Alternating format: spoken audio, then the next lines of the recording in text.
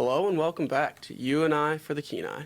I'm back here with Koebryn today. We're at the Serenity Intake office recording another awesome recovery story. We're here with Nathan today. Nathan, how's it going, man? Hey, it's going great, guys. Glad to be here today with you. Yeah, we're pumped to have you here, man. So let's dive right in, man. Where are you from?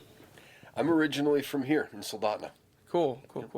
So you grew up here, went to school here, graduated from here, all the stuff? I did. I grew up here, graduated out of Skyview, and then I left for 7 years for recovery to Northern California and spent a little over 7 years there, and then just came back just this last spring to come back home. Nice. Interesting. So what was your child like growing up here? My child life, I had a really good childhood.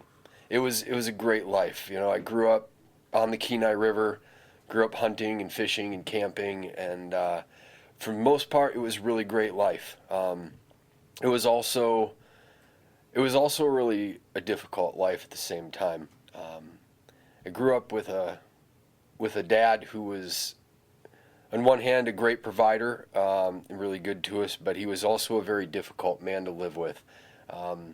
Very controlling, very dominating, and which really caused me to grow up just feeling really depressed, really stressed, really unheard, you know, needing a lot of things and not getting them, not having any outlets to take the things that bothered me, really, Right. you know. So I grew up in a Christian home, went to church every Sunday. On the outside, it looked really great, and it was for a lot of reasons. But it was also a childhood that was, I guess I could say, was really lonely, was really stressful, and It sounds kind difficult in of some ways. stressful in the fact that, like, when you're in situations like that, you kind of feel like you're walking on eggshells everywhere you go. Yeah. Like, especially through your home, like, which is difficult. Actually, that's exactly what it was. It was a great home to grow up in, but we walked on eggshells all the time. We were never sure what we were going to do that was going to be wrong or that was going to get us in trouble, and so it just caused a constant environment of stress in the home at all times. Yeah. So was it more relieving to go to school or just to be out of the house, basically? You know, it was. Whenever I got the chance to be in school or, you know, just down on the banks of the river fishing trout with my buddies, playing in the woods, building forts, you know, that was great. I have excellent memories of that. But being at home, you know, I look back at my childhood and I realize, you know, I spent most of the time at home in my room playing by myself. Yeah. You know, trying to stay out of my dad's way, trying to stay away from him, really. Because never sure if I was going to get in trouble for who knows what, you know. Right. And so I just lived life in my bedroom, you know, a lot at home. No, that's difficult. You know what I mean? Like, because in those situations, I mean, I feel like all that stress and tension you kind of carry with you everywhere. You know what I mean? Because you start to like feel that, like, even when you do get to like go to school and like do these other things, you know what I mean? It's like that's like what role models look like to you and like what authority figures look like to you. So you carry that like eggshell mentality like everywhere. And so like it's hard to be personable, it's hard to be social, it's hard to be outspoken because it's ingrained in you to not to not express yourself, to kind of to stay in your room even when you're not in your room. You know what I mean? Like as an emotional human being, like to stay in your room. Like that's difficult, especially when you're a kid and trying to find out who you are and what you're doing and where you fit and really how to express yourself too. Yeah, and as a kid, you don't know that when you're a kid. Yeah. You know, I didn't realize these things until I grew up, you know, and looked back on it and realized what I was going through as a kid, you know, and just how stressed out and honestly how scared I was. It was really an interesting thing because my dad was never abusive to us physically. I mean, he took very good care of us. He always provided for us. He wasn't violent in any way or, you know, foul, but just psychologically and mentally, he was very angry. He was very controlling, and it was in every situation, even the little stuff. It was it was absolutely his way, and pretty much our voices and our opinions just were not cared about at all. So so living under that level of stress and that kind of control was just it really took a toll on us. You know. Yeah. So how did you find that kind of being on edge? How did that affect other parts of your life? Looking back, did it? Oh, absolutely. I never did very good in school. You know, I carried my stress to school a lot. I carried my anger and, you know, and all of the things as a young boy that I didn't know how to deal with. I carried that to school. I had a lot of trouble paying attention in school, and so I really struggled to get good grades. And even all through high school, I barely graduated from high school. I just couldn't keep my mind there, and it was always on other things, and you know, just stuff that I didn't understand how to deal with, and you know, so yeah, it was difficult. Yeah. Did you struggle a lot with like self-worth? I mean, with Oh, absolutely. being basically told all the time that, you know. Yeah, the bar was set so high in my home. There was just a bar of a level of perfection. Everything had to be perfect. Everything had to be right, and I just grew up in a home where nothing was ever good enough, you know, for my dad, and so trying to reach that bar of perfection or to be good enough, I could never do it. And so, yeah, I grew up with a lot of feeling that I wasn't worth it, you know, that I wasn't valuable. And, you know, I didn't know how valuable I was or if I was. And it just really, just growing up as a young boy, of course, you know, I tried to please my dad as a son and tried to be good enough. But over and over again, when I could never do it, I just started feeling inside myself that I'm no good. Like, I can't do this. I'm not worth it. I'm not good enough.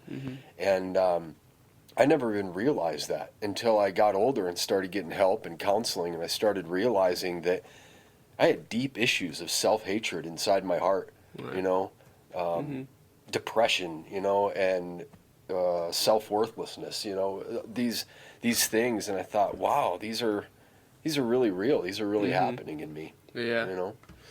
We're talking about your childhood, but relatively, you know, like people that do come from a lot of stories we've heard, it's kind of from different avenues, it kind of all creates the same sense of a very strong lack of self-worth. You know what I mean? Right. And it creates that same kind of like, oh, I'm not good enough for this, or I'm this, you know, and this like almost mistaken identities that kids take on or people take on from just different ways, you know what I mean? However that comes. So like when that becomes part of your identity, it kind of all starts to feed in to what turns into your addiction. Right. And so if there is anybody struggling with that kind of stuff, what advice would you have somebody that's struggling like that? Just doesn't really feel good enough. Well, the first thing I'm going to say is the things that we feel are rarely ever true. You know, feelings really come and go.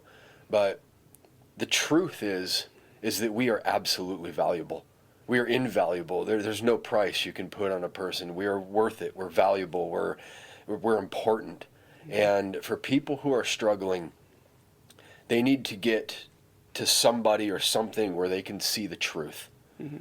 And the truth is important, and that's why we need mentors and counselors and healthy people in our lives that can help us see the difference between what we're just feeling or lies that we're believing versus what the real truth is and what the truth in life is.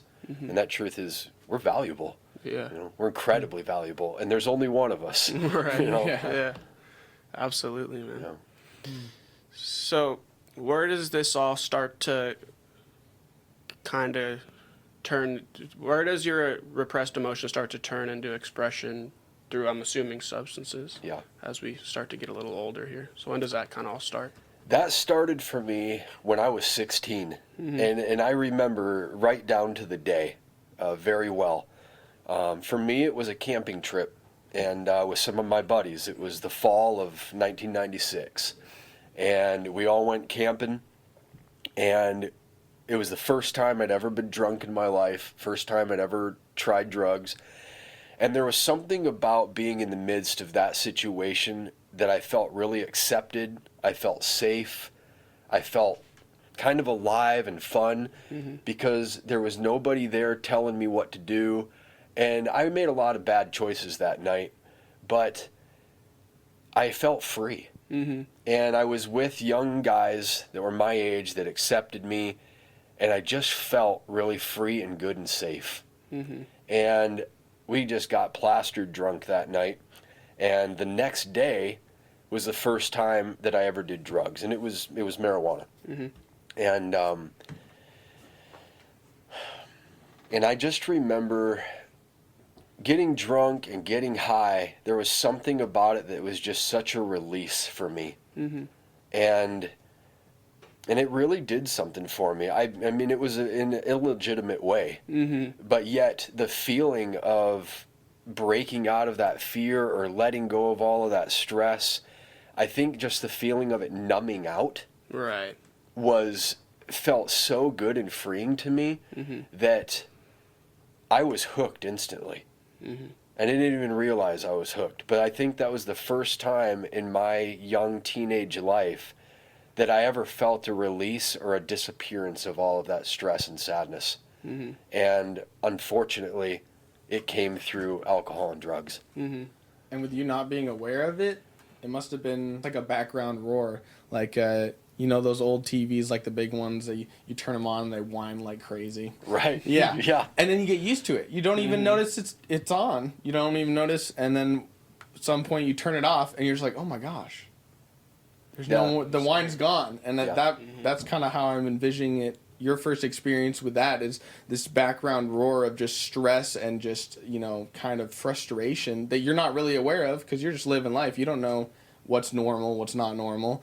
And then you turn to drugs and alcohol, basically, and that just cuts out. And for the first time, you're like, wait a minute, I didn't realize there was an option where I didn't have to feel this way. Right.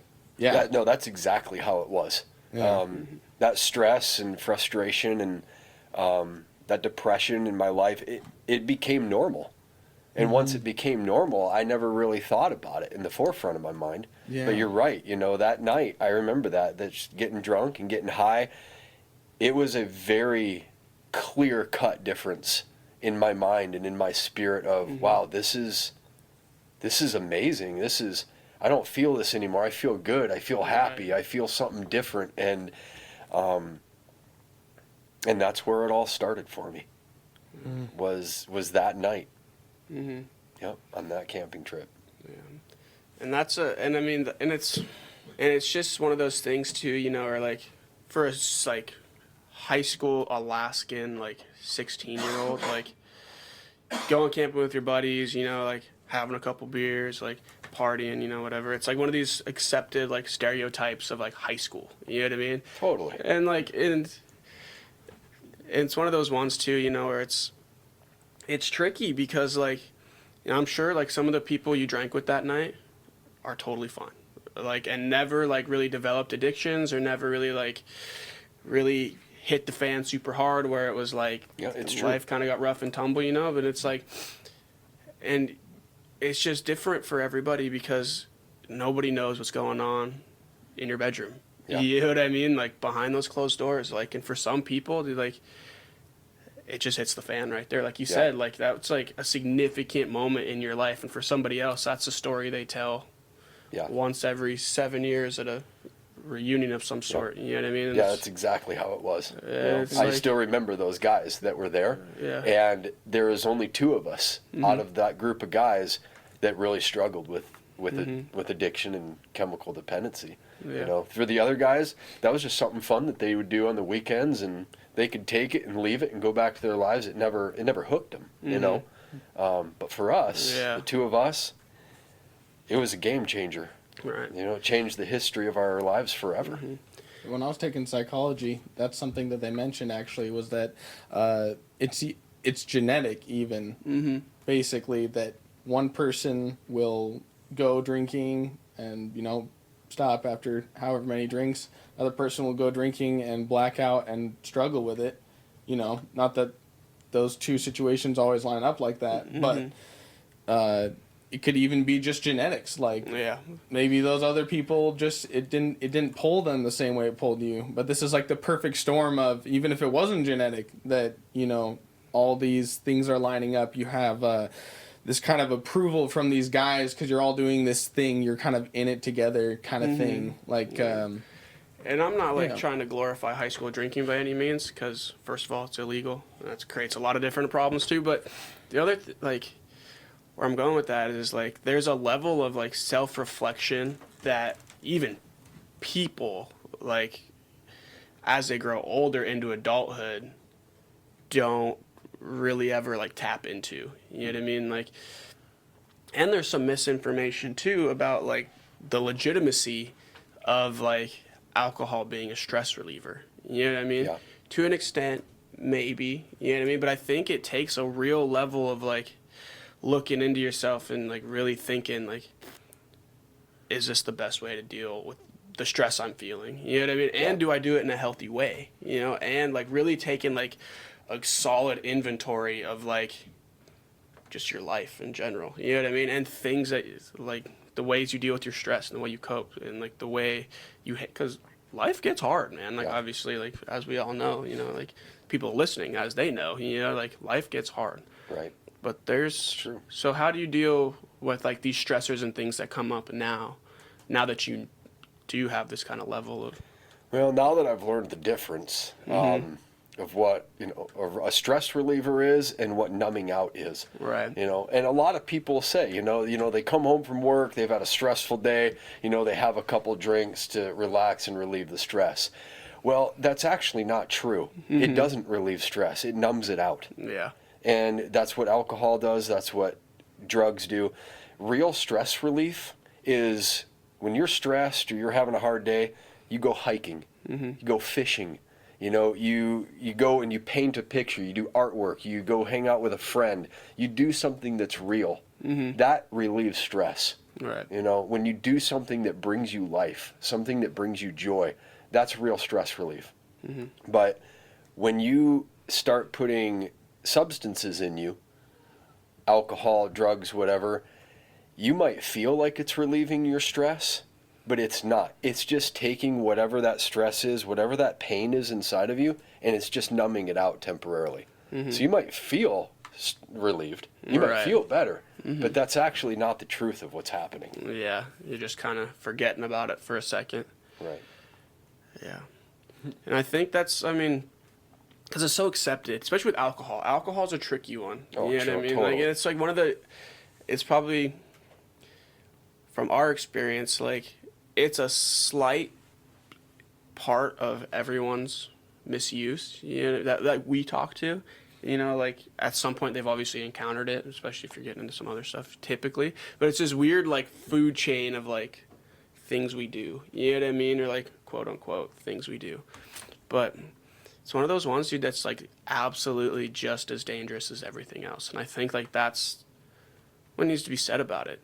You know, like, it is absolutely just as dangerous as almost anything else you could pick up. I'm not going to say everything, but almost everything you could pick up. And what makes it so much more makes it just as dangerous is the fact that it's so widely accepted on a dangerous level. You know what I mean? Like, in high school, there's always seems to be like, oh, that wild kid, you know what I mean? Like, oh yeah, he goes to parties on the weekends. Oh man, that guy blacks out every weekend. Like, we can't wait to see what he or she does next, you know? Yeah. And it's like this odd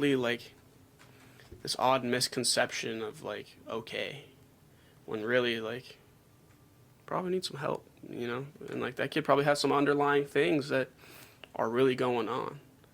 You know, so just like as people in our community, kind of got to be aware of these things and be ready to ask those tough questions, like, what, like, are you sure you're okay? You know what I mean? Yeah. Like, what's going on, like, outside of this? You know what I mean? Like, It's true. yeah. You know, it really is hard.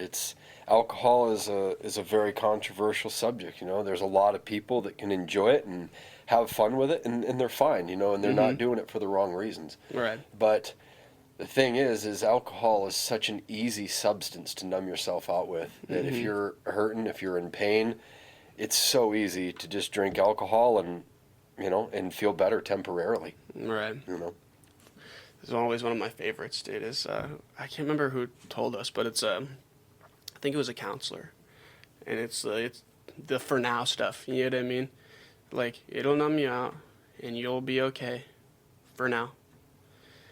But 1 day, 2 days, 2 months down the road, one drink's gonna turn to two, and two to three. You know, for people that struggle with it, obviously. Yeah. I mean, some people go their whole lives and are 100% fine. You know, I'm not raging the war on alcohol, but like, for people that do struggle and have some underlying issues that are just, and they really know that they're trying just to numb something, it'll work for now.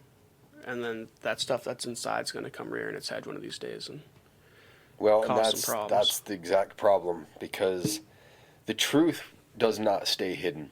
Mm-hmm. At some point in life, the truth of what's going on inside of you is going to come out. Mm-hmm. And unfortunately, when you try to keep it buried and, you know, keep it numbed out, it usually ends up coming out in a really ugly way, Mm-hmm. or in a hurtful way. Right. And that's the thing about the truth.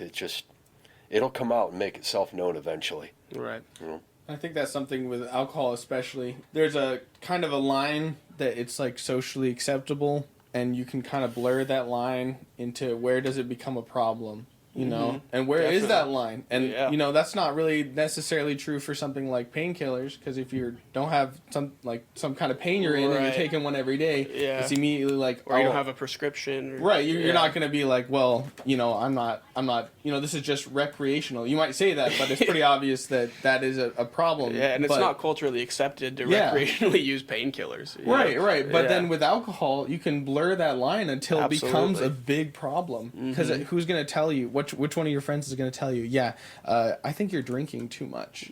Like, maybe someone will just tell you straight up. But exactly. But unless you're having some self-reflection, that one can sneak up on you, I think. Definitely. Absolutely. Yeah. I would agree with that. Yeah. So where does the truth come rearing its head for you throughout this? For me, it took me until I was about 30 years old before the truth really started coming out and making itself known to me.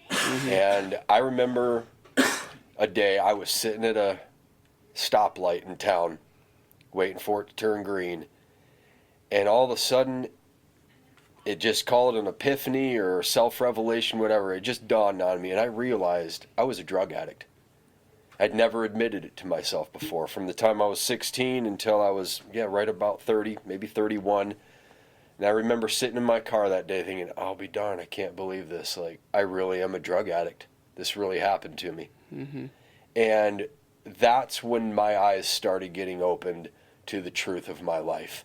And because I grew up going to church every Sunday, grew up, just, a good kid in a lot of ways. Right. With, a great family, and all of this. And so one half of my life looked really great. But through the years of drug addiction, my life began to become more and more unstable. Yeah. More of my relationships started to fall apart, and to where it was really good versus the end of it, in my early 30s, I looked at my life and realized I had become a person that nobody wanted around. My friendships were all over. My family didn't feel safe around me anymore. I was getting arrested left and right, thrown into jail multiple times for little stuff here and there. And I had become a person that was dangerous, unstable, unpredictable, angry, lost. And I looked at myself for the first time in my life and realized, this is real. This is who I've become.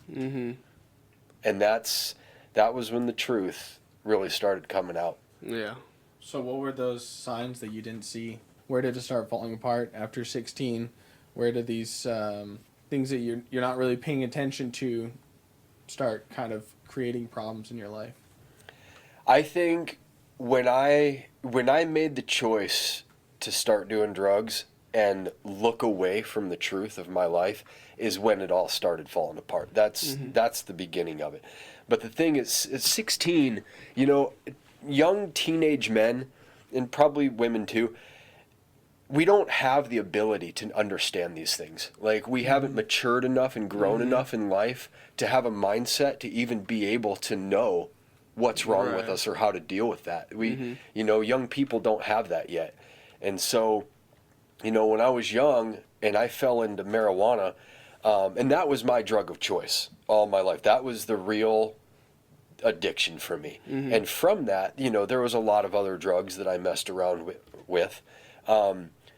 But with the pot, I dove into it so deeply because of what it did for me. It was just enough that it changed life in reality just a little bit to where all that stuff didn't hurt anymore. You know, and all the people in my life that hurt me or stressed me out, or they couldn't really get to me through that illusion, you know? And so once I dove into that and I made that my life, I never cared or thought or even knew to look at my problems. I didn't know I had them. I didn't know that I hated myself. I didn't know that I was stressed out and that I was sad and depressed. I had no idea. All I knew was that I love smoking pot and I love what it does for me. And that became my life. And once I started it, I never stopped. And I was smoking marijuana almost every day. You know, and sometimes multiple times a day. Yeah. So, like you said, you didn't know, obviously, how you felt, right? So looking back now, what did that look like? Just, you know, in case there's any like parents listening or anything like that that may see some of these same things in their kids, and not like that you should accuse your kids of smoking pot, but you know what I mean? Like, kind of be on the lookout for some of these things. Let me rephrase my question a little bit. For parents that may be out there and listening, like, what were some of the things that, if you were to be asked, might have helped you kind of come out of your shell a little bit and be able to like, kind of really express these things that you had been repressing for so long? Let me tell you my first memory that comes to mind of how my parents dealt with me. So in the mid-90s, when I started doing drugs, and my parents found out that I was smoking pot, my parents knew what I was doing, but they didn't know what to do. My parents had no experience with drugs themselves. Both lived very clean lives. They had very little to no education about drugs or drug use. So when they found out that I was doing it, they literally didn't know what to do. And so what that looked like was mostly them just turning their heads, ignoring it, and just hoping that it would go away, which it didn't. Right. And I remember one time my dad caught me smoking pot downstairs in my bedroom. I was probably 17, 18. He kicked me out of the house for about a week. And I came back, nothing was ever said. You know, he was really upset about it at first. My parents were upset. But in the long term, nothing was done about it. And my parents never did do anything about it because they just didn't know what to do. And I look back on it now and I realize, wow, I wish my parents would have done something. I wish they would have forced me into counseling, for taking me to get help, you know, or something like that. Because that's exactly what I needed at that time in my life. What I really needed was a real counselor, a real mentor that could spend time with me and help me get into what was really going on in my life. Right. You know, and help me find out that pain and work through it. And if that would have happened, it probably could have saved me a lot of years of drug abuse. You know, if I would have had the help that I needed at that time. Right. Just kind of some open, honest communication and Right. Yeah. I think that's like a thing that kind of gets lost. That's like, it seems like you hear it and it seems so simple. You know what I mean? Like, oh, we just need to talk to each other. You know what I mean? Or like, we just need to communicate. And like, when you're dealing with people that like mean so much to you and like really like you care about, like those are difficult conversations to have. You know what I mean? Like, Oh, yeah. nobody wants their kids to use drugs. You know what I mean? For the most part, you know, like nobody really wants those fates for their kids, you know? And like you said, Really like don't. a lot of parents just don't know what to do. Yeah. You know don't what I know mean? what to And do. like, and through no fault of their own, like you said, like your parents live clean lives. That's like the goal. You know what I Right. mean? Like, and they did it very well. And like, but sometimes like, so for if there are parents that really just don't know what to do, it starts with an open, honest conversation with your kids, maybe about why. Yeah. Like, why do you think? Do you think that would have helped if if someone would have came to you and said absolutely. why? Yeah, absolutely, it would have helped, because not only would it have helped, but it would have shown me that they cared. Mm-hmm. And I know that my parents loved me very much. I mean, parents love their children deeply. Mm-hmm. However, for children that are struggling in drug abuse or alcoholism, when they see their parents do nothing about it, or like in my case, the parents don't know what to do, a lot of times that will come across as to the child as they don't care about me. Mm-hmm. They don't really, Or they they don't just care. don't care that I'm using. Or Yeah. they don't care that I'm using. So it sends the message across where the child starts believing I'm not valuable, I'm not important, my parents aren't doing anything, they don't care. When the truth is their parents really do care, but since they don't know what to do, they don't do anything. Mm-hmm. And that's the real problem. Whereas if parents, today, any parents that are listening out there, if they know or see or even suspect that their children are doing drugs and they don't know what to do about it, do something. Mm-hmm. Go get some help, like go get some education, talk to a counselor, be proactive, at least do something and let your children see it, because that will at least show your child that you care. Mm-hmm. And that will send a message to the child, hey, my parent cares about this. My parent is actually doing something about it. And even if they don't do the right thing, at least the child knows I'm cared about. Mm-hmm. I'm loved. Yeah. And it's a big deal. And that doesn't seem to be a common theme in your life, in your childhood, of really getting a message of being cared about. I mean, you said I think you had said earlier that a lot of your memories were, not being an inconvenience or causing any sort of trouble. That's what it kind of sounds like. You were walking on eggshells because anything that you did that could potentially bother someone was seen as such a huge deal that when something big came up that would be like, it would take some work to get through, to talk, about something like that. You find your child smoking marijuana and it is a big deal, but then it makes sense that they wouldn't want to kind of confront that, because that seems to be the theme of just put it away, just don't get in the way, basically. Yeah. It's like, that's not how I see really instilling a feeling of value in a child, is just stay out of the way, more or less. The less we see of you, the better. That's what it just seems like. Yeah. I mean, maybe that wasn't their intention, but...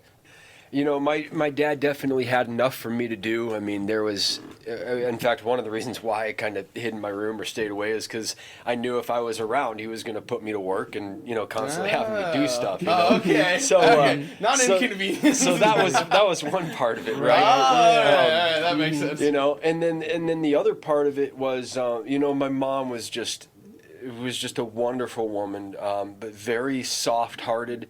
And my dad was very bold in his personality. So my mom got taken advantage of a lot. She kind of got walked on a lot. Her voice was never really heard. And so as a child, that feeling or that need to try to stand up for my mom was there. And then also, that kind of that fear of my dad was there. And I was caught in the middle of that all the time. And of course, I didn't know how to deal with that. And so... just staying away the best I could was usually my answer, and what I found was the least stressful for me, and what kept me out of the trouble the most was, either staying in the woods in my fort or staying in my room, in my toys. Mm-hmm. Yeah. As you progress, as you get older, when you hit like 18, 19, do you go out on your own at that point, or like are you staying at home still, or kind of what happens? At that point, I'm trying to get out of the house as much as possible. Mm-hmm. But because I'm still living in the house as a teenager, my mom is pretty loose on just letting me go and do what I want to do, because she understands my problems at home. Right. And she understands that when I'm out there, I'm doing drugs, but I'm a lot happier and I'm not getting in trouble all the time with my dad. Mm-hmm. Whereas my dad, very into control, has to know where I'm going and what I'm doing at all times. And of course, as a teenager, I don't know what I'm going to be doing 10 minutes from now, you know? So trying to tell my dad where I'm going to be all the time didn't really work. So even as an older teenager, trying to get out of the house and being gone a lot was still problematic for me, you know? But I did spend a lot of time out of the house. You know, once I got my own vehicle, I was gone as much as I could, you know, as much as I could be. Right. You know, just to not be at home. And so as you're getting older, what's your use continue to look like? Is it still just kind of partying, smoking pot, or you know, is it progressing? continued to get worse and worse. You know, my drug of choice all the years of my addiction was marijuana. That was 95% of it. But through the years, you know, as the marijuana just became normal and an everyday thing, other things, you know, took interest. You know, maybe it was a friend that offered me something and I felt close with that friend, or I felt safe with him, so I would try it, you know. Right. And other drugs, I did try other drugs, experimented with them, but I'm very thankful that none of the harder drugs ever took hold of me. Right. I never got addicted to any of the harder narcotics like some of my peers did. Right. Now, I don't know why I never got addicted to those. I tried them, I did them, but for the most part, I didn't like them. I wasn't comfortable with the effects and how I felt. And honestly, for the most part, I wasn't comfortable with the kind of people that were surrounded with those other drugs. You know, when I was doing marijuana, most of the people I got it from were pretty chilled, laid-back people. You know, when I went out a couple of times trying to buy cocaine and stuff like that, the people that were involved with that freaked me out.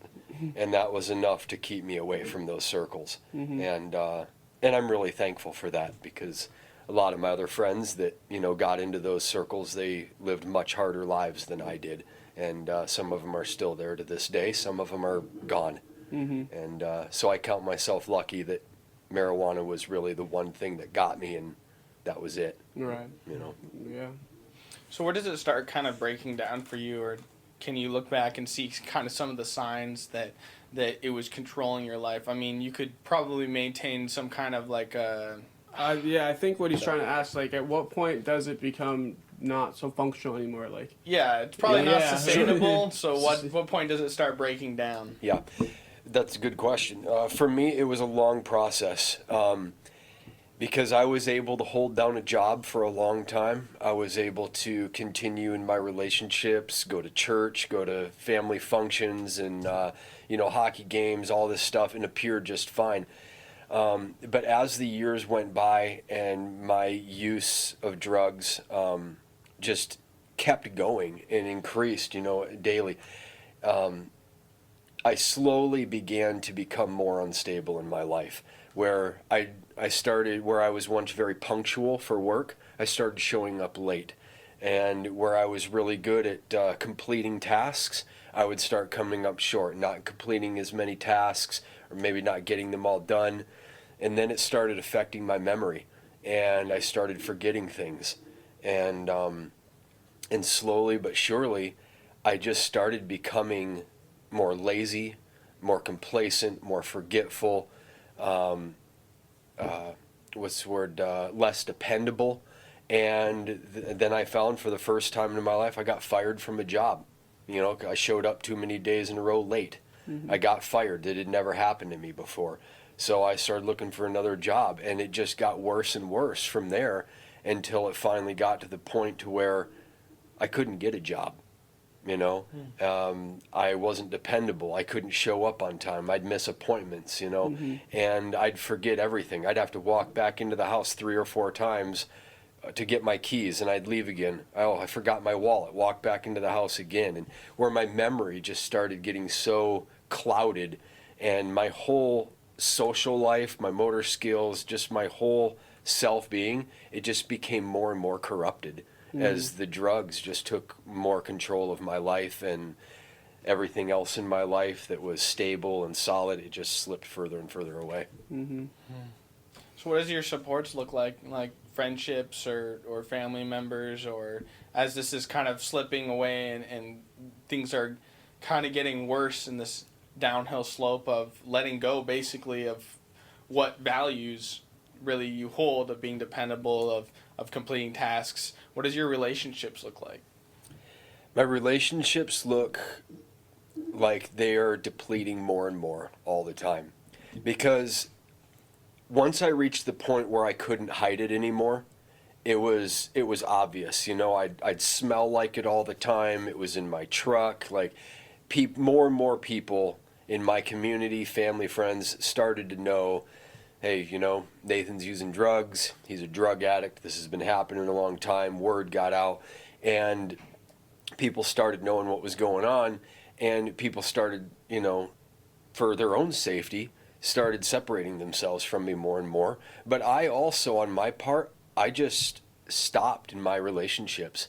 My friends, I'd stop calling them. They didn't mean anything to me anymore. My family relationships didn't mean anything to me anymore. And my mind just got more wrapped around the drugs, and that's all I cared about was me and getting high and that world that I'd created.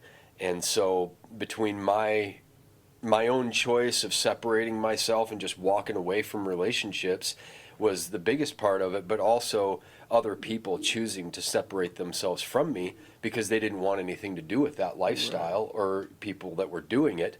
And so that's where I eventually found myself with no friends and no relationships. Mm-hmm. Sounds like a kind of like an infection of apathy that slowly just kind of strangles all the things out of your life as you just slowly care less and less about the things around you. And as you lose sight of those, it becomes more and more, your escapism becomes more and more what you want to come back to because there's less to see. Mm-hmm. Yeah. There's less things that are really lighting up your life because you start taking them for granted. You start taking your relationships for granted. You start taking your job for granted and all these different things. And then you're like, well, you know what? I don't really need that. But then it's because you're high. Because you don't care. Right. Yep. And true. I think this is a really good one, too, because, like, a really good just podcast in general thing to talk about, because there's this, like, especially as marijuana becomes more popular and obviously legalized as well, it kind of takes on this mantra of, like, oh, it's, like, the non-addictive alternative to everything,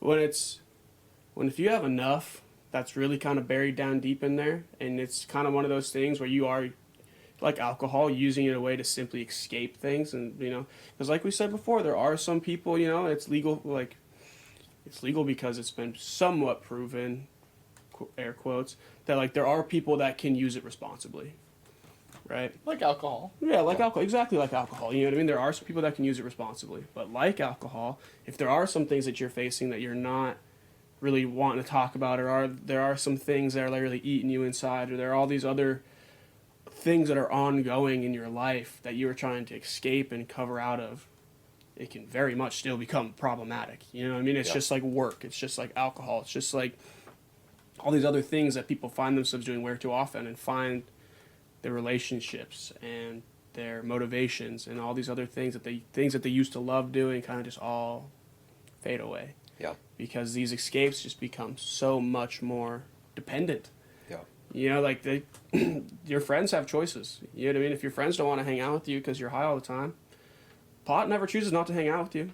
It's going to be there. You know what I mean? Like, but at the same time, like, it's not a friend. It doesn't do the same things for human beings. It's not. It's very much an enemy in people's lives. Mm-hmm. And one of the biggest problems with marijuana, is with a lot of drugs, is that they work so well. Mm-hmm. Drugs do their job very well, and that job is numbing you out, and covering the pain. And it does. It works very well, just in a very illegitimate way. Mm-hmm. And so, yes, you're right. There are some people that they can drink, they can use marijuana and stuff like that, and it seems like they can do it socially or recreationally, and and do just fine. Mm-hmm. I would say that is a greatly small percentage of people who use. The major majority of people who use, whether they choose to recognize it or not, or admit it or not, they are covering up some sort of pain. They are using it to escape from something in their life that is hurting them, or challenging them, or causing them pain in some way. I would say that. It kind of reminds me of, there was this movie from back in like 2000 something. It was Click. It was with Adam Sandler, kind of silly, right? But thinking about that, that's almost how it seems. It's like kind of just fast forwarding through everything. Like you want to skip the crappy part of life or the pain or something, so then you smoke. And then soon you're smoking all the time and you're missing all the good parts too, because it's all the same. It's all just fast forward, Yeah. That's how I see it. I was interested to see where the click thing was going, but now it makes a lot of sense. Yeah. No, it is, dude. That's 100%. And then if you're high all the time, you can't stop it. It just, every experience is just one after the other, and it's gone. Yeah. Just all kind of blurs together. Yeah. Yeah. I'm going to backtrack just a little bit to that question we asked about parents and what they can do with their kids. Parents, a mom and a dad, are such a vital part in a child's life that a lot of times when children are growing up and have problems, or they're hurt or they're sad, it has to do with their parents. And even kids that have good parents get hurt by their parents, because nobody's perfect. And so for parents that are listening to this, or, want to know, man, what can I do with my child, or they're going through this, there's a very good possibility that maybe their child has something to do with them, with their parents. And a lot of children, even teenagers, they don't know how to express themselves really well because they haven't had the education yet. They don't have the grid to really understand what's going on inside of them. And that's why a counselor or a mentor is so vital, because they can help a child or a young person express what's going on and create a safe place where the child can actually do it. And a lot of times, a child just does not feel safe enough to tell their mom or their dad what's going on. Yeah. Because they might feel, well, if I tell mom or dad the truth, I'm going to get in trouble. Absolutely. Or maybe I'll get kicked out of the house, or or a list of other things where maybe they want to tell their parents what's going on, but they just don't feel safe enough because they don't have that good of a relationship with their parents. So for parents, if they can humble themselves enough to say, okay, we know we're not perfect people, maybe we are good parents, but regardless, our child is struggling with something, counseling is a great option. No matter where you're at in life or who you are, counselors are so important. They can help you with all kinds of things. So getting a mentor or a counselor for your child, and it might take some time to find a counselor that your child feels safe with, to stick with it. But if that child feels safe with a counselor and they stick with it and keep talking to them, they'll open up, and that counselor will be able to help that child. And once the child starts talking and speaking the truth and actually saying what's going on, they can get help. And right then and there is the opportunity to go around problems or just completely avoid problems that would come in life that could cause huge problems or really change somebody's life forever. Whereas they got that help, they got that counseling that they needed, they were able to talk, they were able to get honest and get help for it.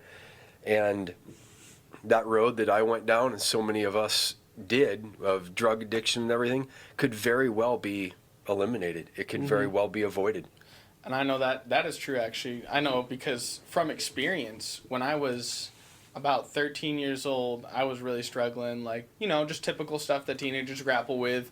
I really didn't like myself as a person, and I was really struggling with that because I just wanted to be so much better. And anyways, my parents realized that they weren't able to communicate with me in a way that I could understand without me being afraid of getting in trouble. So what they said is, hey, you should ask, it was my pastor at the time, hey, you should just go out for lunch with him. Just hang out with him, ask him some questions, see what happens. I was like, okay.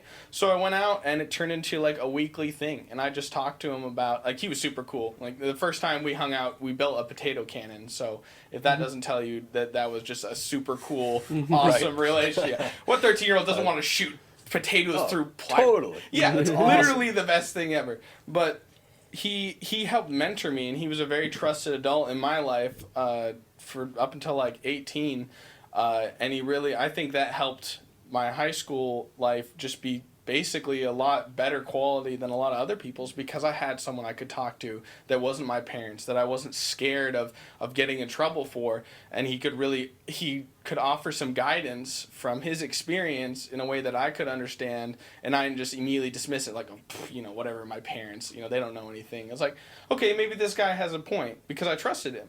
We had talked so much, so I 100% agree with what you're saying. I mean, I experienced it on the other side, and I'd say that is huge. That having a trusted adult mentor in your life as a teenager or as a child struggling at all is super beneficial. Yeah, absolutely. Yeah, it is. And the other thing is,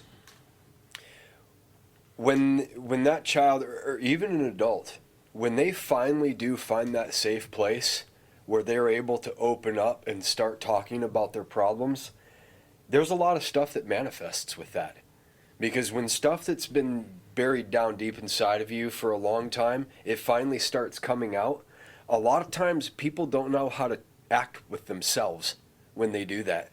And stuff starts coming out from the first time they start thinking it gets real, they're talking about it. A lot of times, a lot of anger will come with that, a lot of confusion will come with that, acting out or maybe reverting back to your old behaviors, because it's psychological too. And a lot of times when you start getting into that stuff, you don't know how to behave and it freaks you out. Memories start coming back that you haven't thought of before. And you need to be able to be in contact with people who are mature enough and safe enough to handle that and can help you through it. Mm-hmm. I remember when I first started getting sober, reality freaked me out because I had been under the influence of drugs for so many years that a lot of my mentality and my mind had completely forgotten what sobriety was like. So when I started getting sober and I started literally being able to smell again, taste food the real way again, my thoughts started coming back to me, and a lot of the things that were numbed out and dormant started clicking back on. It was a very scary process for me. Mm-hmm. It was really scary. And that's why I relapsed a couple of times, because just basic reality was more than I could handle. Mm-hmm. And I needed to go back to what was normal and what felt safe, which was the drugs. And thankfully, I had people in my life that were able to absorb that and continue on with me, and they loved me through it, and I kept going. Mm-hmm. And slowly, I got my feet under me, and I stayed in reality long enough that I was okay. Right. It's kind of like adjusting your eyes to the light. Exactly. Like when you're like inside, for like the majority of the morning, and like you don't really, then you go outside for the first time, and the light hits you, and it's just like this blinding, just white hot ball. You're like, yeah, and it actually hurts. Yeah. It's like looking at a computer screen in the morning. You wake up and your phone rings, it's been dark in your room, and you look at your computer screen, you're like, whoa, it'll hurt your eyes. Yeah. It's like if you took Advil every day, you wouldn't notice like the little things that kind of bothered you, theoretically. But then once you stop taking it, something that would just be uncomfortable would be painful. Mm-hmm. It's like the same kind of like, you bump your arm or something, whatever. But then if you haven't experienced pain in a year and a half or whatever, then all of a sudden that hurts. And I think that's kind of how it is with emotional experiences in marijuana, is that after being numb so long, basic reality is kind of, like you said, it's a shock. It is a shock. So if something bad does happen, it's exceptionally painful because it's been so long. Yeah. So that makes sense why the difficulty with relapse is because, I mean, if once you've been numb for that long, once real pain comes along, it really kicks you. Yep. Right. Yep, and it's a really big deal, and it's very real. What I mean, not like there might not be like a specific time or moment, and there might be. Is there like a specific moment where like you do experience sober pain for the first time in a long time, and it's just kind of like, wow, you know what I mean? Yeah. Do you know what I'm trying to say? Oh, I know exactly what you're trying to say, and it can be really hard to deal with because real feelings, like our body has the capability to feel and express very powerful things. Mm-hmm. The chemistry within us, all the chemicals that our brains can make and mix and come up with that cause like adrenaline, happiness, joy, pain, sorrow. when those things are uninhibited by drugs or other substances, when they are healthy within us and sober, they're very powerful and they're very moving. So when somebody is very used to being numbed out, say, maybe not even with substances, but just maybe depression, stuff, and they start coming back into their real self and their real sober, healthy self, feelings of sadness or feelings of joy, they can really be very powerful to a person. And I've been triggered to go back to drugs for good things as well as bad things. It's not just bad things that trigger a person. Right. I mean, I remember a few instances where I felt really happy because of a date that I went out on with a really pretty girl, or a job interview that I got that, wow, this is going to be a cool job. Right. And I was really excited and I was feeling real joy, and that was healthy. But it was such a powerful emotion in me that it actually triggered me to go back to drugs. Because I'm like, what am I feeling here, And it was just like, and that wasn't normal to feel something that strong. Right. And the pull to go back to drugs and numb out again, and I was like, wow, this is crazy. Like, I'm actually thinking about relapsing because I'm so happy right now. What is this? What's going on? Right. And it's a real thing. Absolutely. Yeah. I think there is something to be said for just the ability to feel in general. You know what I mean? Like, that's something that, like, we often overlook as people, because we get so caught up in, like, just the day-to-day, like, oh, I gotta do this, I gotta do that, there's always things to do and things to be done, but, like, just taking that, like, step back and, like, that deep breath and, like, really letting yourself, like, feel even joy, you know what I mean? Because, like, I feel like when obviously when bad things happen, like you said, like, it's easy to feel sad, you know what I mean? Like, those, like, for some reason, those emotions, like, really set in a lot harder than, like, the positive ones. Maybe I'm projecting, but I mean, like... No, I understand. You know what I mean? Yeah. Like, it's easy to be really disappointed or really sad about something, you know what I mean? But then, like, when good things happen, like, there's this weird, like... Maybe it's even a social thing the more I think about it, but it's like we're not supposed to be as excited about when things go right for us, you know what I mean? Because we're arrogant or we're this or dude, that. I totally understand that. Yeah, no. But dude, like when good things happen to me and I do good things, you applaud for me. Yeah, I'm gonna applaud for me. You know what I mean? Yeah, Like, we're almost not allowed to be as excited as we should get to be about when things when good things happen. Because everyone else is suffering, so we don't want to interrupt their suffering with our good time. I'm sorry, I'm having a good life in front of your pain. Like, dude. Right, and like, right, and dude, and that's the other thing too is like it's these weird social things, and it's the old like, life is suffering. Well, it doesn't have to be. At least not all the time. You know what I mean? Like, and it's not really what we have to focus on all the time. Yeah, life is hard. Yeah. It's gonna be hard. We know that. We can accept that. But does it have to be, like, so increasingly painful and sorrowful all the time? Like, no, it doesn't. I don't think so. No. Yeah. Like, we should be allowed to be happy.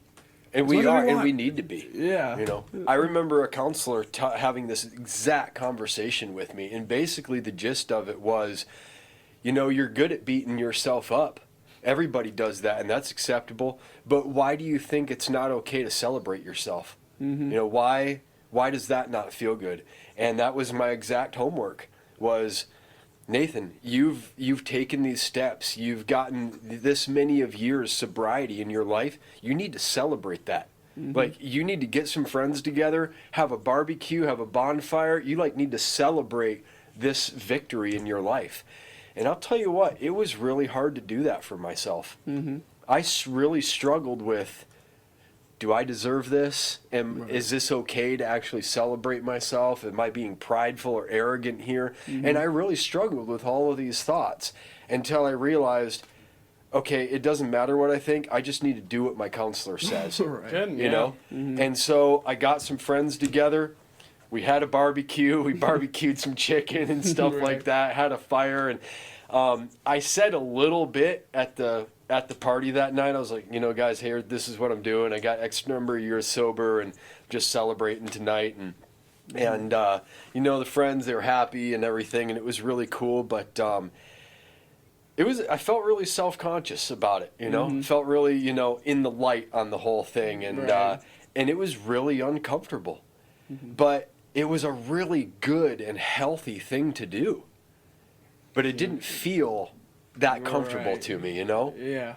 And but that was a really good homework, you know, for me to do, and it really taught me a lot about the importance of valuing myself and how important it is to value ourselves purposely, Yeah. to be outgoing about it, to do things that value ourselves, and to do things that show ourselves value and that we're worth it. But that's not something that is really normal that people do. Right. Especially know? when it's something like that's kind of expected as average. Like, you don't celebrate when you clean your room. You know, no one's gonna throw Right. you a party Yeah. for I've cleaned my room for a year. And to some people, I think that's how they see an addiction is almost like, oh, I'm just not meeting the standard. Why would I celebrate over, you know, doing this when it just feels like I should have already been doing this? Yeah. Oh, dude, that was Like- it reminds me of Zach's podcast, dude. So we did a podcast with a guy named Zach, and he tells his story that's like, you know, pretty powerful, especially if you have experience, like, if you're listening in addiction. You know, he goes, I went to the store and I was buying, you know, lunch and stuff, and I had a thing of chicken, you know, and I go through and the lady doesn't scan my chicken. And he talks about this internal battle that he has inside of him, you know, where he's like, I need to tell her that she didn't ring up my chicken. Right. And he's like, oh, I don't want to, but I need to tell her that she didn't ring up my So you're chicken. probably just And gonna I'm like, abuse her. yeah. And I'm like, ma'am, you didn't ring up my chicken. And then I walked out and I was like, can someone like clap for me? Like, come on. You know, like, I didn't even steal today. Right? And then like Eric brought that up too. Yeah. He's like, you know, it's all relative. You know what I mean? Like, honestly, like, yeah, something like at least like, the ability to clap for yourself in those that scenarios is an is excellent huge, point. dude. Yeah, It's that is huge. an excellent example of the need for affirmation right there. And we all need it. Like, we Right. all need to be affirmed that we've done a good job. Like, you know, like, I'll tell you, like, you get a pat on the back, you get an attaboy, you know, for something you did good, that will change your whole day, you know? Sometimes it frustrates me. I'm like, why am I so needy of other people's, like, shouldn't I be sure of myself and not need it? But no, that's just regular human life. Like, Yeah. that's just an accepted We need part. it, Yeah. you know? As individualized as we think we are, like we're very social beings. And maybe you know what I that's the Alaskan in me, you know? I'm just Yeah, like, yeah, no, yeah. self-sustaining. I The don't need frontier nobody mentality. telling me good job. I'll pat Yeah. myself on the back. But then I don't, so, you know, that doesn't work. Yeah. Yeah, that's good right there. And you know, and if a lot of these young people, you know, and for the parents listening, you know, I remember my dad kind of had the mentality of like, well, why should I tell my son he did a good job for just doing what he's supposed to do? Right. Yeah. Right? If he's yeah. just doing what he's supposed to and what I told him, that's just what I told him to do. Why should I tell him good job for that? And if he goes above and beyond, then maybe he'll, you know, throw me a bone or something.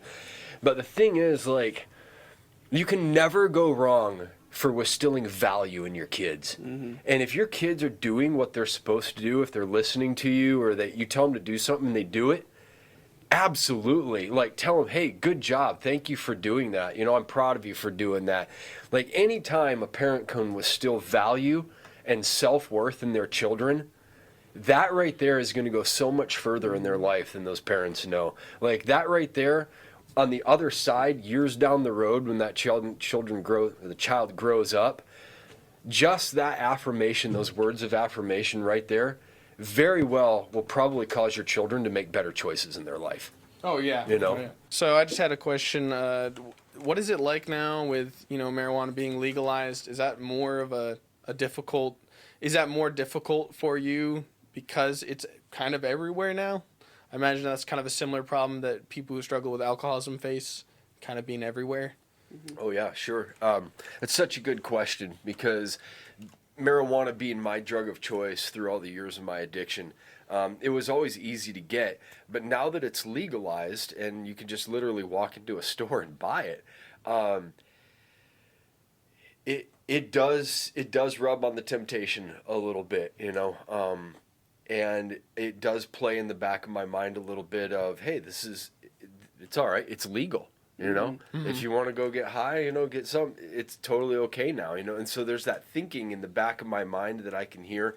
But at the same time, it's, how do I say this? It hasn't been that big of a stumbling block to me, the legalization of it, because I've got enough years of sobriety in my life now. Like, I've built up enough momentum and enough of a support group, and I've gotten healthy enough in myself that that it just doesn't have the same effect on me anymore. Yeah. You know, I can drive by the stores, I can see the ads and everything, and it kind of just takes the same effect as it did years ago when it was illegal. It's kind of the same thing, Right. even though it's more in your face now. Yeah. It's become such an unattractive thing to me that I just that it just really doesn't bother me much. Yeah. Yeah. And that kind of makes sense with what you were talking about earlier, that because because it was something that you did for yourself, that the legalization really wasn't the issue. Because maybe if you had based it on something outside of yourself, they said, okay, I'm going to quit marijuana because it's illegal, and so therefore it's morally wrong, or however you saw it. If that hadn't been a real decision with you, you probably would have struggled with it a lot more, because you're like, is this wrong? It's not illegal. Yeah. Is it morally wrong? I don't know. Yeah. And then I think you involve a lot more. I think that's Struggle. an interesting dynamic we're going to run into with the generation that has it legalized. Yeah. You know what I mean? And the same thing like with alcohol when they, first made it legal. Like the original drinking age for alcohol was 18. Right. You know what I mean? And then they're like, oh, because we think the brain's done developing Right. via Freud at 14 or 15. You know what I mean? Or we think the brain's done developing now at about 20, so 18's good. Well, actually, now we think it's 21, and now actually we think it's like 25, and I think now it's like 28. You know what I mean? It just keeps like getting, but you know what I mean? So like I think, and I don't know if those generations necessarily even struggle more or less. I think like the fact that it's socially acceptable. We run into this all the time with all sorts of things. You know what I mean? Things that are legal, but like depending on your inter and intrapersonal relationships and thoughts and values and whatever. Or not whatever, and other things, but you still like get to make that choice. You know what I mean? Like, and there may be some peer pressure that makes it difficult, and there are some other things, like there are some complexities that I'm like not trying to completely overlook, but like on a basic level, on a foundational, fundamental level, like, because I mean I think about the same things. You know what I mean? Like, just because it's legal doesn't mean I have to do it. You know what I mean? Like, right. Or like doesn't mean like it doesn't. It doesn't mean indulgence is healthy. Yeah. It doesn't mean I need it or It that just- it's a good thing for me. It just means that the government's like, I guess people can do this if they want to. I mean, they're just like, yeah, do your thing, man. You know what I mean? Like, doesn't mean it also means I can do my thing. So. Right. Yeah, it does create an interesting dynamic though, like, especially because marijuana's still like feeling. Like, it kind of feels still a little bit taboo in circles, you know what I mean? Even though it is legalized now. And from the fact that it's only legal in, 4 or 5 states? Yeah. So, like, the majority of people still kind of see it in this different way than we do, you know what I mean? Right. But still, I think, like you said, like, the problem doesn't stem from necessarily legalization. Like, because it's like alcohol, like, some people can use it responsibly. You know what I It's mean? even like food. I mean, like, for real, just anything in life, you could say that, oh, I can overindulge in this because it's not wrong to have it. It's like, no, overindulgence is the problem. Right. But I think, like you were saying, that unless you take a look at yourself and realize the truth of, is this something you really want to do? Because you obviously really want to do it now. Yeah. And if you deny that, then you don't even get anywhere. Yeah. So is this something that you want to continue doing and kind of overindulging in? And unless you come face to face with, this is too far, like, what's going to stop you? Right. Yeah. I think it does. It requires a lot of Reflection. like, honest self-reflection. Yeah, definitely. I heard a good question one time that was come back with even a better answer. The question in the topic was, what's the most dangerous drug in the world? And the man that answered, it was such a profound answer, and his answer was, the most dangerous drug in the world is whatever it is that hooks you. And he said, for me, the most dangerous drug in the world was not meth or heroin or anything. To me, it was alcohol. And he said, some people, the most dangerous drug in the world might be food. Right. Or it might be pornography. Because, like, for me, I did a lot of drugs, but I was never hooked on crack. I never got hooked on the meth or anything else. And I know how dangerously addictive those drugs are. Some people can do them and they're hooked one time. Right. For me, those weren't dangerous drugs to me at all. Because they didn't hook me. I didn't care. The very few times that I even tried them, I didn't even like them. Right.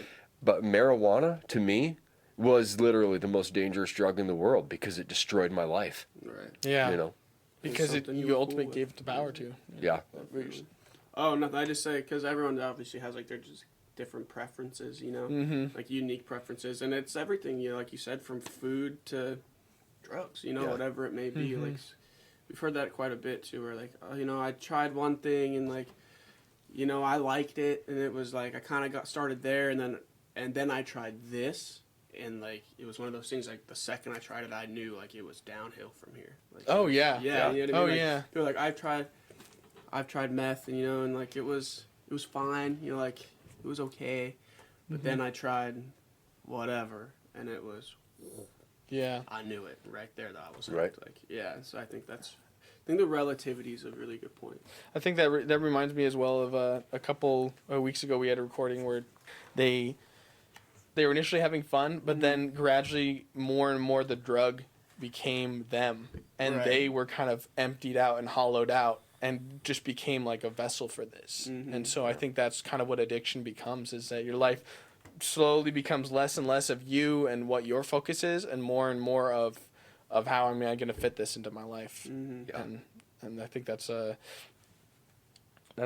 a dangerous path to go down, but with some self-reflection, it is possible to, and support as Yeah. well. Big time I mean, I think it's even more helpful if you can have that honest conversation with someone. I mean, that's Yeah. probably even way harder to not just Right. be reflecting on yourself, but other people. And I think there are other like the big thing about having support and being able to ask those questions to other people is the fact that they're not you. You know what I Yeah. mean? They just have Yeah. a totally different perspective. You know what I mean? Yeah. It can kind of poke you and prod you with some of these questions that you might not even think to ask yourself. You know Right. what I Oh mean? yeah. Yeah. And so I think that like that kind of extra spur kind of helps you get Yeah. galloping a little bit. Yeah. Hashtag Yeah. horse references. You know, it's interesting. The people in your life that it requires to get sober, when you're in the midst of your drug addiction, you're kind of at that point. The people you need are the people that you don't want to be around. And you know, for me, I couldn't stand being around Christian people.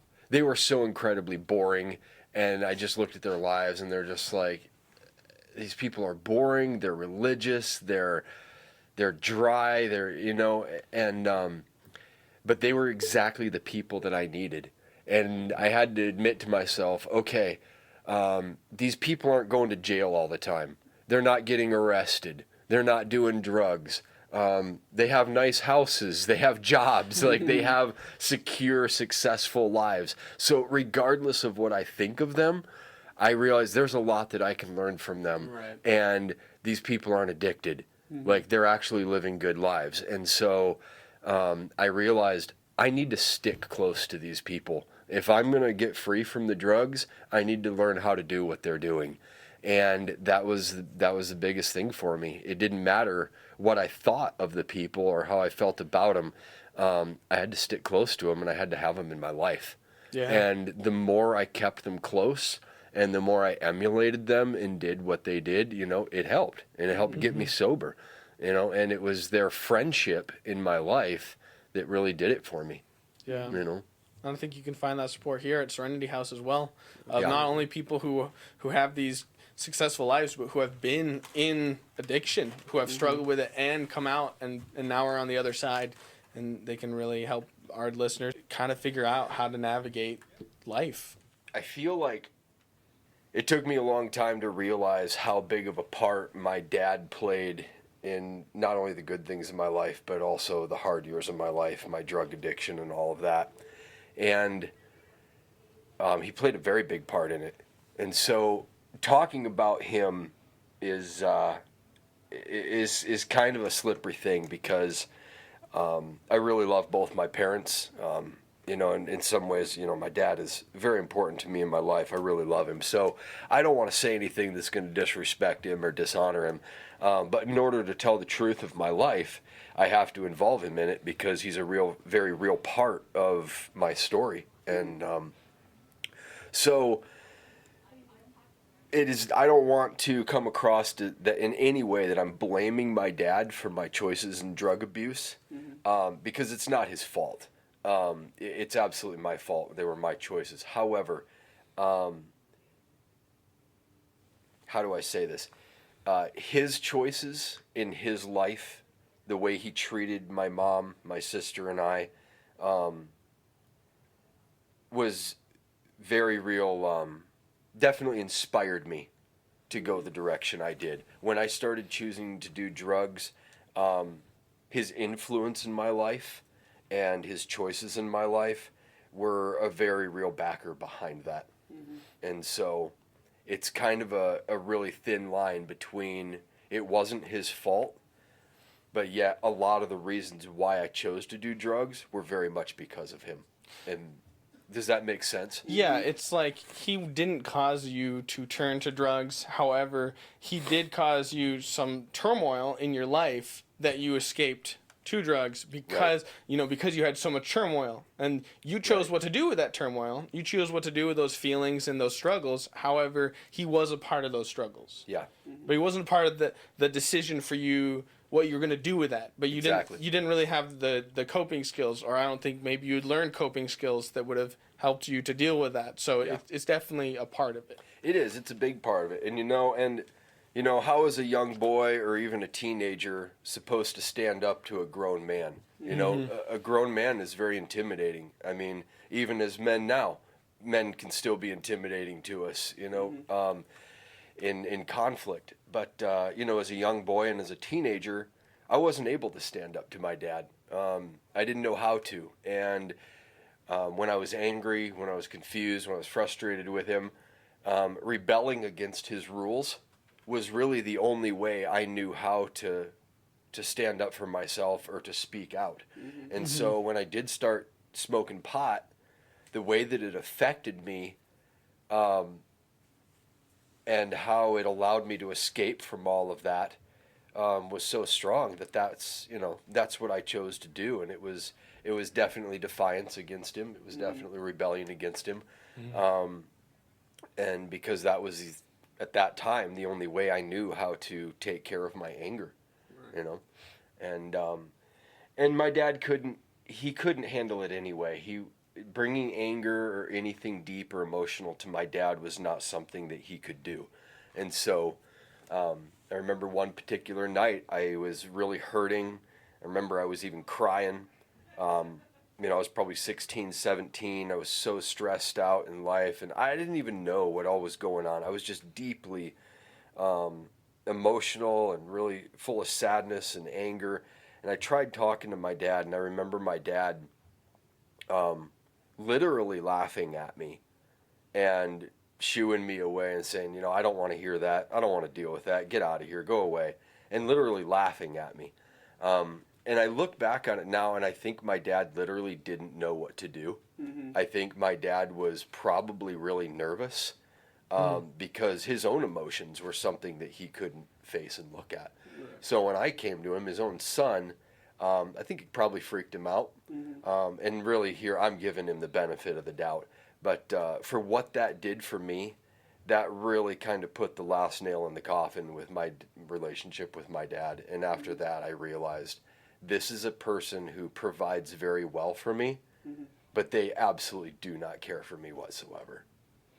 And from there, I think my dive into drug addiction was pretty secured from that point on. Yeah. So as you're in your addiction, some things have been going poorly. You'd lost your job, and having some struggles in there. Is there a point where maybe you're getting some hints that this is because of your addiction? Like, I know some people don't really realize this is what's causing the problems in my life, but do you know a part in your life where you start to understand that there are some problems that I have that maybe I can do something about? Maybe I can change something. That's a good question. For a lot of years as a teenager, I really didn't know there was anything wrong. And I I very much did not realize that I had some really deep emotional issues going on. I don't even think it was on the back burner. I was angry, and I was deeply disturbed, and I did have a lot of issues going on that were really hurtful. But until I was probably in my early 20s, I really didn't get it. And I really didn't know it. I just thought smoking pot was something that I just loved doing. And I did love it. It was like my favorite thing. But until I was probably in my early 20s, I'd say 22, 23, and those problems started manifesting into other problems, that's when I started taking a look and realizing I know that this isn't the way I should be living. I know I should be living better than this, so why am I not? What's going on that I'm choosing to live this way? Right. So it was in my early 20s when I started realizing there were things that were going wrong. And so you don't actually start, we talked about earlier, you don't actually admit to yourself that you may have an addiction until you're close to your 30s, right? Yeah. So I'm assuming there's some things you ask yourself, why aren't I living better? I'm assuming there's probably some things that you kind of start putting this on before addiction in somewhere from 23 to 29. Does that make sense? So like you're like, oh, things are going wrong in my life, but it's this, not the drugs. It's this. Oh, Like, absolutely. So what are some of those other things that you kind of put in front of that before you really came to realize that it was your addiction?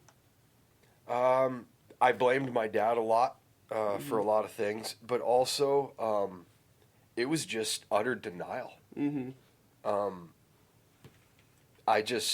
I was really good at denying. Denial is a powerful thing. It you can really block a lot of reality out through denial. And at that time, say from my teenage years to probably 29, 30, when I finally got real with reality, I just wasn't ready to face it. And I think I was probably too scared to. Right. Or maybe too scared to, or just didn't know how to. And so denial was it. I just denied. I don't have a problem. I'm good here. I'm happy. I got a great life. I'm having fun. And it was all lies. I wasn't. But that denial worked. It's like convincing yourself that this is all you need, sort of thing. Wow. You're like, oh, no, I can just be satisfied with very little. And actually not much at all. But that's fine. It's fine. I just don't need a lot. It's like, yeah, you do. You just don't want to believe that there's something better out there than smoking weed and hanging out. Yeah. I feel that on a very spiritual level. Yeah, I'm just projecting here, honestly. Well, but it's working. Dude, it's one of those things where, like, there's just so many ways to justify anything ever in the world. Like, it's because you just got to convince you. Yeah. So that's dude, so relative. And it's like, for me, dude, it was like, and I'm not even going to pretend to project. I'm just going to say for me. Yeah. Because it was one of those things where it was like, oh, if somebody asks, like, why are you drinking on a Tuesday? First of all, I'm brash enough to say, because it's Tuesday, dummy. That's why. Right. And then, also, I'm 22. I'm having fun. It's for the experience. Yeah. Hashtag millennial. You know what I mean? Like, oh, I'm just out here having as many experiences as I can, having fun while I'm young, because I'm going to die one day. That's what all the old people are saying. Yeah, I was such a crazy partier. Those were the best years of my life when I was young. I'm like, oh, shoot, these aren't the best years of my life. I must not be partying enough. Really? Yeah, seriously. It's going downhill from here? Yeah. I pissed myself last night. That wasn't fun. What do you mean? The most fun years of my life. Like, come on. Over time, the bad memories just kind of fade away, perhaps. Yeah, dude, and I'm like, but I get it. You know what I mean? Like, I feel like a lot of people who kind of struggle with this stuff, it makes sense. Yeah. Like, we can rationalize things any which way we want, Yeah. Like, it's for the experience, or like, it's because I'm 21, 22. It's what you're supposed to do when you're 21, like, I'm supposed to be partying, having fun, doing this stuff. So, like, when does that feeling kind of run out for you? Probably. Yeah, probably in my late 20s. It just, I knew that it wasn't fun anymore. Mm-hmm. I knew that I wasn't getting the same thing out of it as I did in my teenage years, in my early 20s. But still, there was that part of me that didn't know what else to do and wasn't ready for the truth yet. Right. And so I'd kept partying, kept trying to, grab that excitement or that high out of it, and it just wasn't there anymore. Mm-hmm. And that's when I definitely started coming face to face with, reality was knocking on my door, Right. and I was trying to look away as much as I could, and and that denial, where that comes from, I wonder where it came from in my life, but growing up in a Christian home and going to church every Sunday and being in Christian circles, I couldn't be honest. I was too scared to be honest. Right. And, scared of getting in trouble and all of this, and scared of being, shamed by, my youth pastor or people in church or my family. And so, between being scared to be honest, and not wanting to be honest, hiding, you learn how to lie really well. Right. And after a while, learning how to lie to other people, you can start lying to yourself too, and that denial is born, and it just grows from there. Plus, I think if you get so used to lying to people and you don't have like one person in your life who at least knows you fully, that you start believing that you're an unacceptable person because you're unable to share that with anyone. So I think there's a real chance that you'll start believing that if people really knew you, if there was something that you didn't have to lie to, then you'd just be rejected. So I think that can really build up some internal angst, some internal pain of feeling like no one really knows me, no one would really like me if they knew me completely, because all they know is the lies that I've given them. So I think that can cause a lot of internal strife that can fuel, again, the escapism of just like, no one knows me, and you know what, I don't need anybody, I'm just going to smoke a joint and, zone out, whatever. And honestly, I think a lot of that comes back to that that negative self-image, you know what I mean? It's like, when you think about, like, nobody knows me, well, it's because I've purposely painted this picture that I want people to see, because if they knew me, I don't like me, so how could they like me? Right. You know what I mean? I know me and I don't like me. Yeah. Dude, you know that makes sense.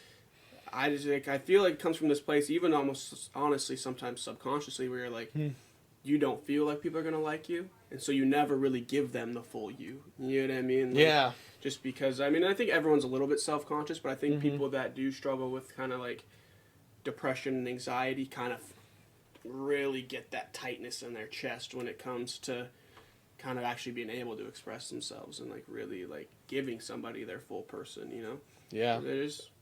If you don't like you, like, it doesn't jive to, like, really think that anyone else is gonna like you either. You know what I mean? Like, I am me, and I don't like me. You know what I mean? Like, I don't think you present yourself as a likable person either. Like, if you don't like yourself, then, like, you're not gonna be.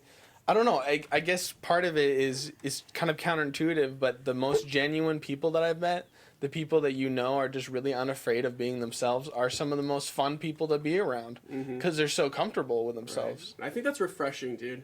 That is one of the things too that I absolutely love in people, because it is so hard to do. You know what I mean? Like, that's scary. In a lot of ways, dude. Yeah, to really put yourself out there and just be kind of raw about who you are, dude. Just like, be a little quirky, good, bad, a little weird. Yeah, you know but what I that's being okay with that. Yeah, and and those people are, like, refreshing. You know yeah. You wish you were more like them, because you're like, I wish I could just be a little out there and wasn't afraid of how people would see me, kind of thing. Right. Yeah. It's true, but if you want the kind of friends that you really want to have, you have to be that person. Right. Yeah. Real friends. Yeah. And that opens you up to a lot of ridicule. It opens you up to the people that you kind of don't want to be around, when you just wear your heart on your sleeve and you're real and you're authentic.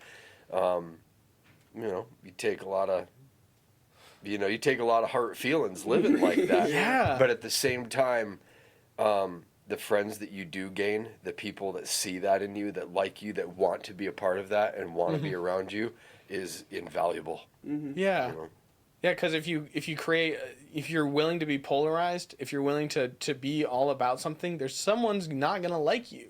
Right. But if you always ride that middle ground of always kind of playing it safe, then yeah, there's probably no one who's gonna hate you, but no one's really gonna like you either, because all they get is this kind of washed out image of who you are because it's more acceptable. Yeah. So then you don't make any enemies, but like you said, you don't enjoy those real friendships that you get with that. Yeah, I remember I used to be a people pleaser a lot. Drugs do that to you, you know, trying to please everybody, say the right thing, do the right thing.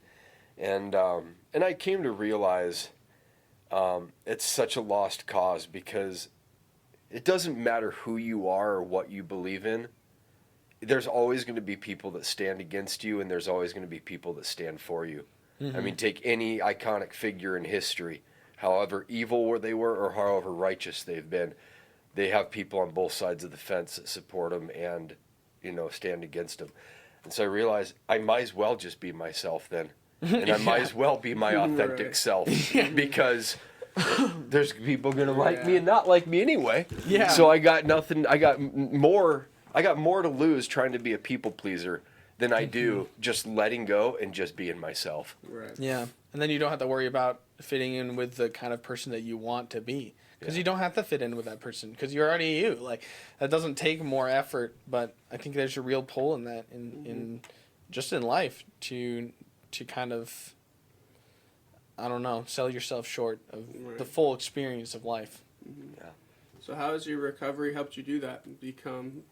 First of all, become okay with being your full self just in your room, you know what I mean? And then being okay doing it in front of other people. How has recovery kind of initiated or just kind of affected that process in general? Well, it's affected all of it. I'm not sure what rehab looks like and how a lot of people's recovery's gone. I've never been to rehab before. I couldn't do recovery in Alaska. I couldn't do it here. I tried, and I just couldn't do it. I had to leave Alaska physically and get out in order to get recovery. I had to have a whole new group of people, a whole new setting. I literally had to start over again. And I got involved with a men's group through Bethel Church in Redding, California, called Man Alive. And that men's group forced me to look at myself. It forced me to come face to face with who I really am, and look at my choices, look at myself. And that is one of the hardest things we will ever do, is look in the mirror and look at ourselves and take an honest account of ourselves. And for 5 years, I stayed in that men's group faithfully, and I just kept working on myself, and I kept showing up every Monday night, talking about myself, admitting my choices, admitting, my wrongs, and having my group leaders, ask me very challenging and real questions that I had to answer. I remember one of the most challenging questions one of my group leaders ever asked me. He looked me right in the eye one Monday night, and he said, "Nathan, who taught you that it's not okay to fail?" And it hit me really hard, and it almost brought tears to my eyes, because so many years of my life I'd been taught that I had to be a certain way. I grew up under a bar of perfection in my home where I could never be good enough, and I was always striving to please my dad and when I finally learned that it's okay to fail, and that our failures are actually what point us to success in our life, it was a very huge awakening for me. It was a very pivotal moment in my life where a lot of things shifted, and it was pretty difficult for me, but it was an excellent question, and learning about failures, that it is okay to fail. Failure is a real part of life, and when we treat it the right way, it pushes us forward, So looking at myself and getting real with myself was the real meat and potatoes of my recovery. And getting out of the area. I'm assuming when you were in California, you weren't smoking, or were you? It was on and off. So the first 2 years that I was in California, I absolutely knew what I was there for. I had a goal of recovery. It was 100% my focus and my drive. But yet I still continued to smoke pot and then get off of it for a while and go back to it. And it was just kind of a bumpy road of trying to lift off and take flight. And it was about the 2.5 year mark. I'd have a couple months, and then I'd smoke again for a month or two, and then I'd go have a couple more months. It was about the 2.5 year mark where I finally got my feet off the ground. I got a month, and then I got 3 months, and then 6 months, and then it really took, and that sobriety stuck, and I was able to, to fly with it. And I got 5 years under my belt of pure sobriety, until, I relapsed, and I've relapsed 3 times in the last 8 years. And I actually look at my relapses as kind of huge milestones for how well I have done and how much I've grown. Because when I used to relapse, I'd stay there for 6 months to a year. It was, that. And so my first relapse within the last 8 years was 2.5 months. And I got out of it. I made a conscious choice that I knew what I was doing, and I didn't want to do this. This isn't the life I'm living anymore. I stopped, went back to being sober. Very proud of myself. I'm like, this is a huge victory in my life. Like, I don't even care about the fact that I just relapsed. The fact that I just made a conscious choice to stop, and I did, is huge to me. Like, somebody clap for me.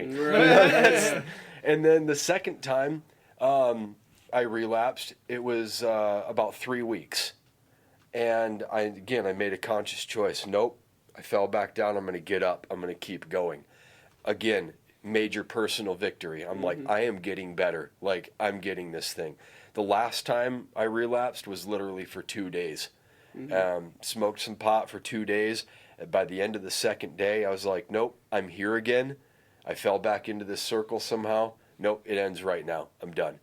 And I left that relapse thinking, okay, when I look behind me over the last 8 years, I really am growing. Like, I really am getting stronger. I'm really getting this thing. Yep, I've fallen on my face a few times, but still within that 8 years, even with those 3 relapses, I have more time sober than I have in all the history of my life behind me. Right. And I just realized this is working. Like, what I'm doing is working, and it's making my life only continually better, and it's awesome. Right. Do you think that kind of positivity back when you were kind of at the stage of a couple months without, and then you get back into it, and then a couple months without, do you think the positivity was the major shift that really turned things around, or what do you feel like kind of got you off the ground? Or maybe it was time. Maybe you just needed that extra time. But if you could say someone was trying to get off the ground like you were, and they'd have a few months of sobriety and then kind of struggle, did you have any kind of revelation or any things that you learned through that experience that would help someone in that same place? Yeah, absolutely. A lot of people, including myself, we want to get sober from the substances because we know it's the right thing to do. Not because we truly want to. And maybe there's a part of us that wants to, but I think for a long time we do it because we know it's right, or we know it's what we should do, or what people expect of us. But deep in our hearts, we haven't admitted to ourselves yet that we actually like what we're doing. Like, a big step for me in my recovery was I had to admit to myself that I actually liked doing drugs. And I had to get real with myself and say, okay, I actually really like doing drugs. I really like what they do for me. I love everything about it. And I had to admit that to myself. And once I was able to admit that to myself, I was able to go to the next step and say, okay, well, what am I going to do with this then? Is this really going to stay in my life? Or am I ready to get over this? And I had to realize that I actually wasn't truly ready to let it go. I was doing it for everybody else. I was doing it because I knew it was the right thing to do. I was doing it because I knew my family wanted me to. Morally, it was the right thing to do. But that was all outside of me. It wasn't what I truly wanted. And I had to admit to myself, okay, I actually don't want to get clean. I don't want to do this. I want to do the drugs. And it was those realities, those admitting real reality in myself that helped me take these baby steps toward getting to the point to where in my heart and in my life, I was truly ready to get sober.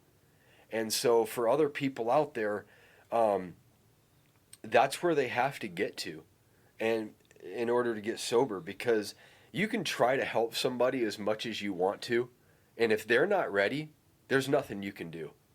It's just grasping for the wind.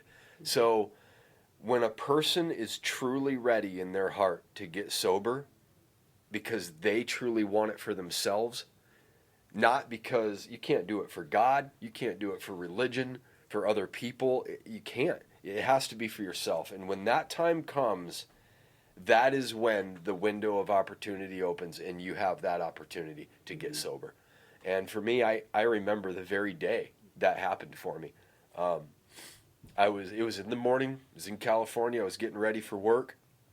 I was in the middle of a relapse, and I was going to go get high before work. And I just took just a minute, and I said a very real prayer, and I just told the Lord, I said, God, I can't do this. I said, I'm going to go get high this morning before work, and it's what I want to do, but deep in my heart, I was like, I don't want this. This isn't what I want. So even though I'm about to go and do this, I was like, God, can you please just help me somehow? I don't even know, but this is what I'm doing, and I'm just trying to admit that I just don't want this anymore. And that was it. And anyway, I went to go get high, and I didn't. I didn't get high. I went to work, and that was it. That was the last day for 5 years that I did drugs. And after that, I focused on my recovery. I told people what was going on. I mean, I already was being honest with people, but that was the first time that I really realized in myself and admitted to myself and to somebody else, which was God at that time, because nobody else was around, that I was really ready to get clean. Mm-hmm. And there was something about that admitting, okay, I'm really ready, and knowing that I was really ready, that actually made it possible to do it.